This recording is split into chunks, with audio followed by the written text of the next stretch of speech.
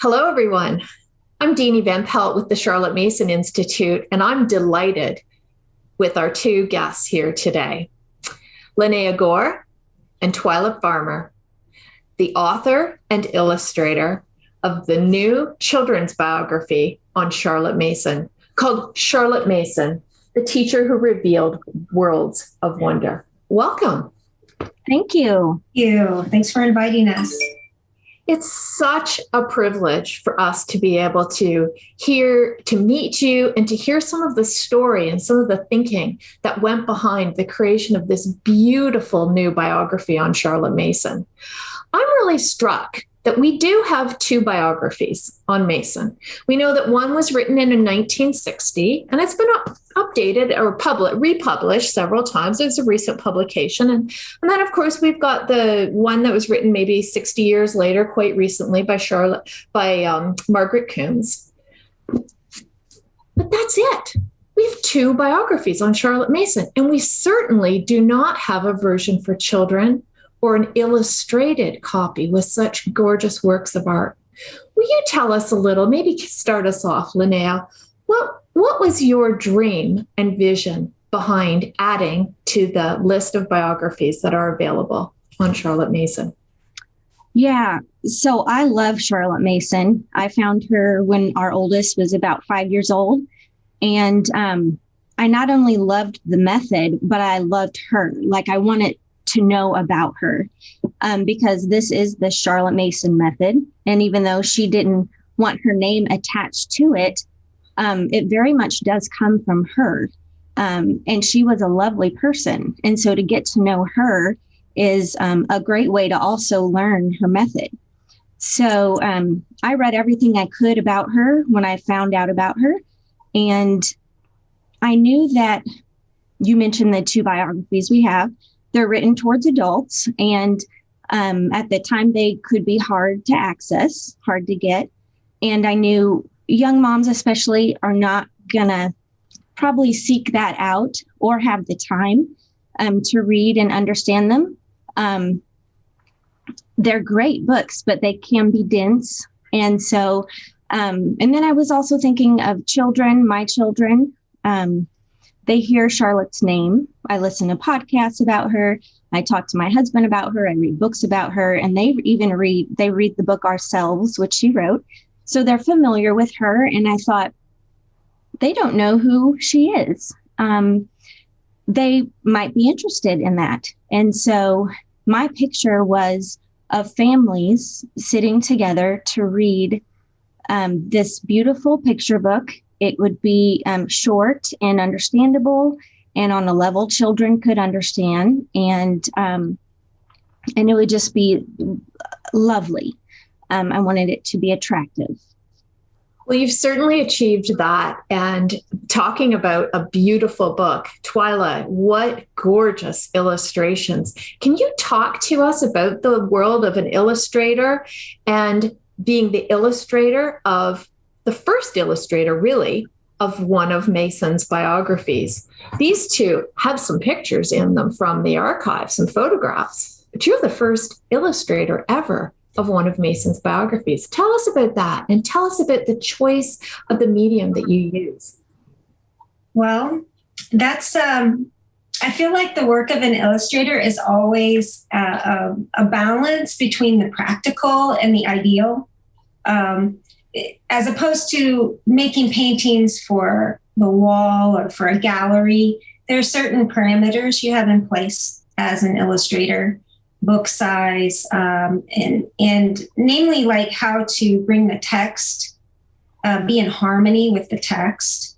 And so my goal as an illustrator was to be true to the text that Lanaya wrote, but also add a little bit more and not just be strictly literal, because I want people who view this book, whether they're children or adults, to be inspired to think about what was the world that Charlotte Mason lived in, her time frame, the locations where she lived, different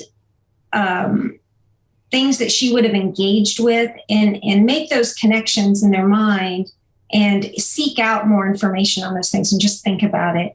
Sometimes when we read a biography, we don't necessarily visualize a lot about, at least imaginatively, visualize about where the person is and what the time frame was like. And so really wanted to do that with Charlotte Mason, like have it accurate to her life as much as possible, but also spark a little bit of imagination for the viewer. Well, it's a very attractive, not to mention the color and the way we as readers are brought in. And this is something I'd like to talk with you both about. Charlotte Mason valued living books. She valued literature in a child's education. I found a quote just as I was preparing for our conversation. We shall train readers who will demand literature. That is the beautiful and the fit expression of inspiring ideas and pictures of life. How does the notion of Charlotte Mason's living books live within you and your practice in your home and your practice as an educator or as an illustrator? And do you think that you were trying as well to write a living book here? Lanaya? Yes, yes. And that was high expectations. But I know about Charlotte Mason loving living books, and I have tried to give that to my children. And certainly it was on my mind. That's what I want to write. I have no idea if I succeeded, but I was thinking of my children as I was writing it, and I was asking them, okay, does this connect with you? What do you think about this? Do I need to shorten it? So they were helping me as I was writing it. And then Blue Sky Daisies, who published the book, also was super helpful in that. They would say, can you explain this? Can you give an illustration? I don't quite know what you mean. So it was so helpful to have this feedback to try to help me write it better and hopefully explain her ideas and about her life in a living way. So yes, it was definitely on my mind. And she, like I said before, she lived these ideas. Her method was not just for school time, it was for life. And so it was quite easy to try to write about her life and for it to be living because of who she was. I think you've succeeded in many wahow did the illustrations, Twila, fit in with our notion of what a living book is? Well, that's a really good question. And I'm kind of nerdy about gardening. And so I tend to think of living books as being like seeds like a good seed that grows in a prepared environment, which I think Charlotte Mason addressed both of those things, the environment and the living book. And a couple of years ago, I bought a packet of flower seeds. And when I put them out, I had 50 basil plants that came up. And it's like, well, basil plants were nice, but that wasn't what I wanted. That wasn't the type of seed that I wanted. So just it needs to be, a living book needs to be a book that undergirds the worldview of like truth and beauty, and not just something that sparks the imagination. Because a lot of things spark our imagination that aren't necessarily good. There's a lot of dark things out there that can grab our imaginations. So a good seed in a prepared environment, and that's what makes the roots go down deep and makes the plant grow up and produce fruit. And I believe that's what we want with a living book. And so with a picture book, I want the pictures, if I'm a part of it, I want those pictures to help kind of make that mind of a child flourish, and even of an adult as well. Well, I love your word picture and the way that you're describing that, Twila. Can I talk about where you did that for me, for example? I often ask, well, what does a Charlotte Mason education look like? And I think you did it with this image here. Mm. It's as though we have a little peek at children very busily, in a very focused way, engaged in all kinds of activities, reading, playing music. There's someone involved. Will you tell us about this illustration? You're inspiring our imagination for what a relational education looks like. That's another good question. It's hard for me to look at just the end result of the image and not think about all the steps that went into it and all the decisions that we made together about what are we going to put in this image. Yeah. Because when you just read the text by itself, there are a lot of options of things we could have pictured, and that Lanaya and I discussed. And yes. And so it came down to what things really embody Charlotte Mason teaching. And part of it came down to what fit in the picture and what I could find good reference photos for, and how it could be composed in a way that fit the space.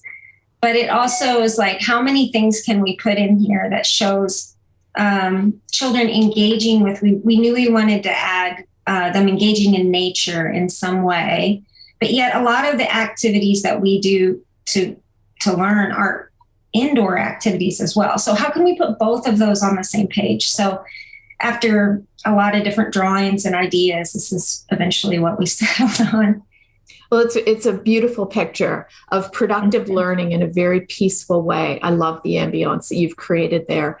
And, you've just hinted earlier about the role of this book, not only for children in order to help them visualize Charlotte Mason's life, but also for adults. Lanaya, can you talk a little bit about the role of children's literature in the life of an adult? Yes, I loved reading as a child. And I know just for myself, that's one of the major reasons I wanted to homeschool, was because I wanted to read these books again, and I was going to read them to my children. And so, and I know an adult can go back and read Winnie the Pooh, but you probably just don't very often, but I really do enjoy those books. So, and now I look forward to reading them to my grandchildren someday. I don't have any yet. But these stories, for one thing, when you read them as a child, they connect with you. They connect with your heart, your mind, your soul. I mean, I can remember some scenes from books that they actually changed my heart about things. They helped me grow in character.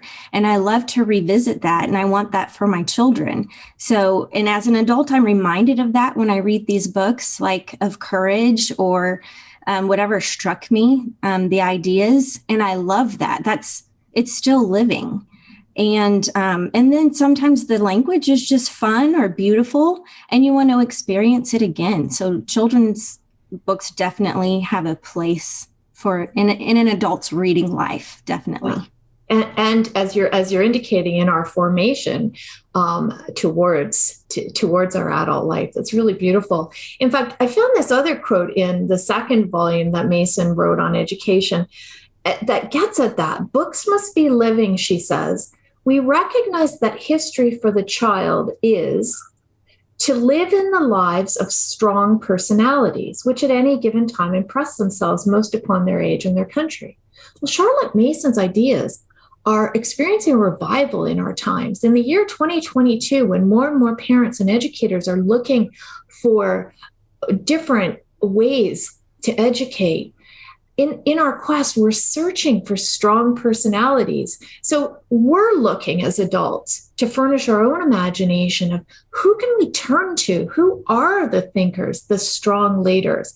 So you're giving not only children through this book a window into a strong personality, but I really think you're honoring Mason as a strong person with relevance for today.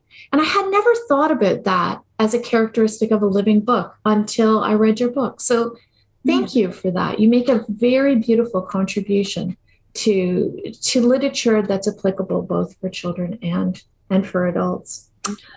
I'd like to move to talk about another aspect of the illustrations. I'd love to know, what's your favorite or one of your favorite illustrations in the book? And I think all three of us get to answer that question. Would you start, Lanaya? Yes. Okay. I know my favorite from the very beginning, and it's Charlotte and some friends sitting at a table and they are laughing. And what I love about that one is when I first started reading about Charlotte, I was intimidated by her because when you just read her 6 volumes, there's high expectations and for a mother, and she says mothers can work wonders when they realize wonders are demanded of them, and you just feel like I can't do it all. And but the more I read about her, and especially when you read her letters, she was not severe. She was actually quite personable, and she enjoyed a good joke. She enjoyed laughing, and she wanted to hear riddles. And when you read her letters to others, she's very human. And this picture really shows that side of her, the human side, the personable side. And I just really enjoy looking at this picture. Thanks for highlighting that aspect of her personality. Twila.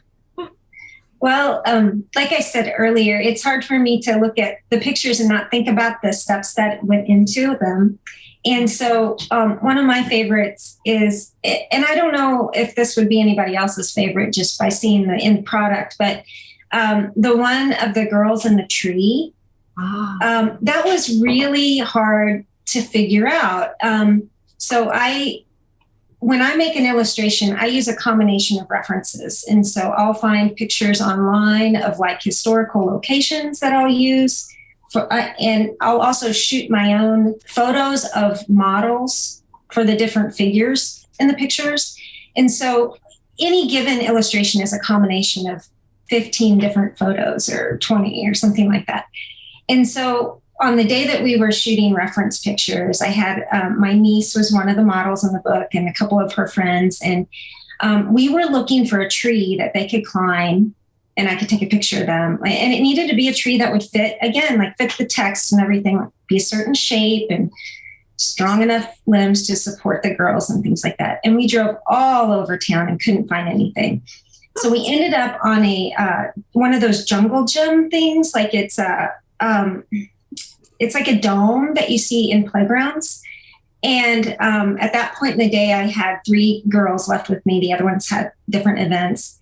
And they just climbed all over the jungle gym and I took pictures and then later fit it all together into this tree image.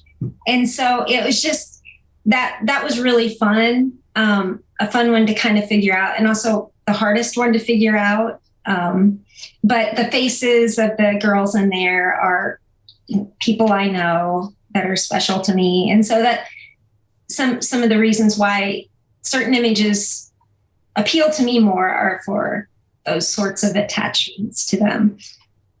That's fascinating. Thanks for sharing that behind the scenes story. And certainly for me, when I looked at it, I said, oh, that's Rydal Water, which is a 20-minute walk outside of Ambleside. Well, yeah, it's interesting. The background of that image is I watched the movie Miss Potter because it has a lot of scenery from the Lake District. And I took still shots of different images. And so there was an image where the actress is walking along beside a lake, and I clicked that as a screenshot and used that for the background of that image. So there's some accuracy there with the location. I definitely felt Lake District, even the style of the tree. It was beautiful. Yes. So I guess I get to say my favorite illustration before we move on to a quote from the book.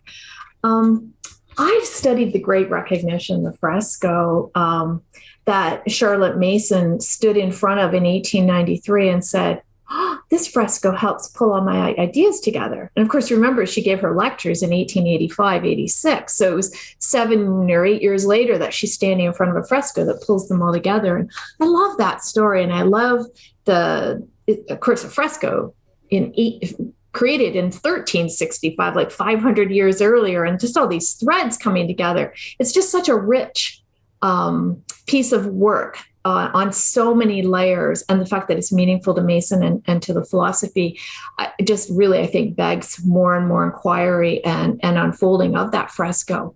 But then you chose it as one of your illustrations. That's breathtaking. That is so bold, the two of you to say, yeah, we're going to do that. And first of all, I just wanted, if Lanaya, you could tell us a little more about the Great Recognition and why you chose to feature it and then so boldly to want to feature it visually. I'm not even sure. I think Twila made that decision to feature it as a picture. I wanted to write about it because it was so important in Charlotte's life. If I understand right, she even wanted to call her school the House of the Holy Spirit, and they ended up calling it the House of Education. But the Holy Spirit working in a child's life and in education was very important to her. And so I definitely, God has given us truth that's out there in the world to find. And all truth comes from him.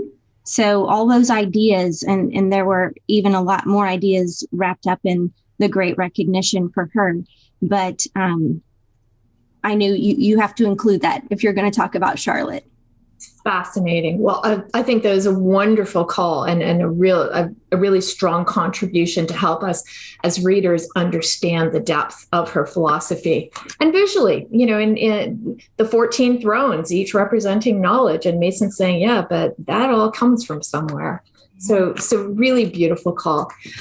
Before we wrap up our time together, I'd like to talk about some of the text that you chose. And Lanaya, for me, to read the letter that Charlotte Mason wrote, I believe was it 1912. She couldn't go to a conference that was happening, but she could write a letter for the attendees. Hundreds of children from dozens of schools gathered together in Winchester. Yeah. I don't know if you've got the book in front of you right now, but would you read that letter to us? I can grab it. The words in this letter, again, I'm so interested of all the things you could have chosen to quote verbatim in the text. You chose these. Will you read them for us? I would love to. And tell us why. Charlotte wrote to school children, "It's a delightful thing about this school of yours that the scholars love their books. When all the papers reach me, I often say, this is a very happy week for me. I'm happy because your papers show me that you have had a delightful term's work and that you love knowledge. I think that's a joyful thing to be said about anybody, that he loves knowledge. There are so many interesting and delightful things to be known, and the person who loves knowledge cannot very well be dull. Indoors and out of doors, there are 1,000 interesting things to know and to know better. There's a saying of King Alfred's that I like to apply to our school. I have found a door, he says. That's just what I hope your school is to you. A door opening into a great palace of art and knowledge in which there are many chambers, all opening into gardens or field paths, forests or hills. One chamber, entered through a beautiful Gothic archway, is labeled Bible knowledge, and there the scholar finds goodness as well as knowledge, as indeed he does in many other of the fair chambers.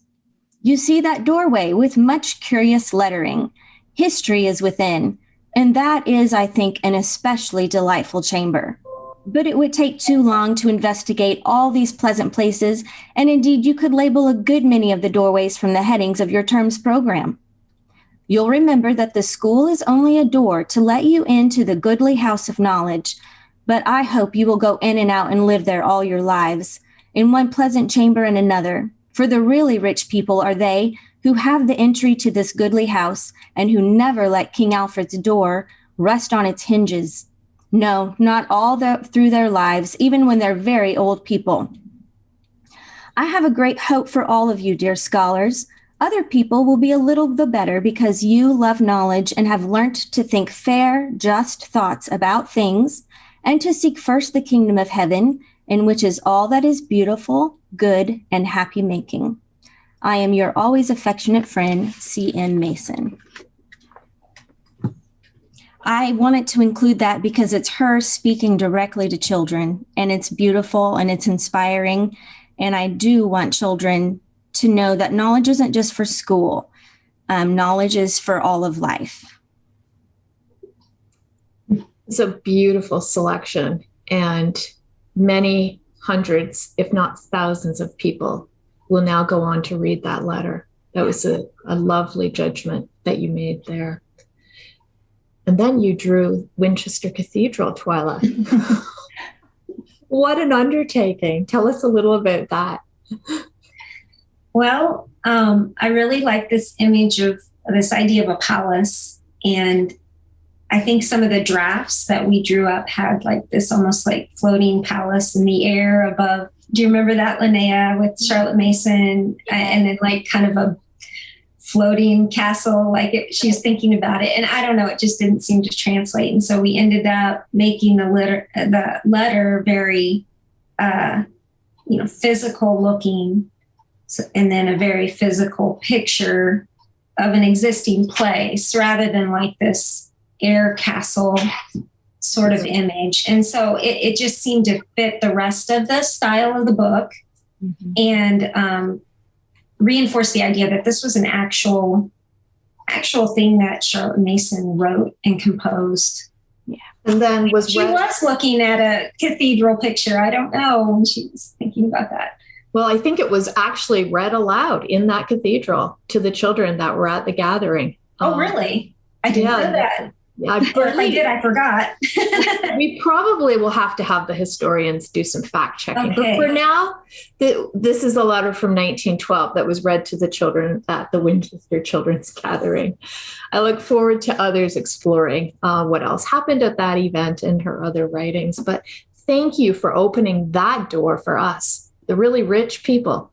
As she says, do not let King Alfred's door rust on the hinges.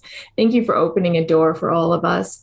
Thank you for being with us in this way and for this incredible contribution that you've offered to parents and children everywhere. Thank you so much. Thank you for having us. And before we go, can you tell us how we can purchase your book? You can find it on Amazon, and or you can go to blueskydaisies.net. and they'll lead you. And then I know there are several small like homeschool bookstores that might be selling it. You can contact them if you have a favorite. And you can also contact your local library and ask them if they'll purchase it for the library. And then you can check it out from your library. Well, thank you very much. Those are fantastic ideas. And I just want to encourage everyone to go out, purchase a book, share a copy of this book. You truly will find it inspiring. Thank you. Thanks.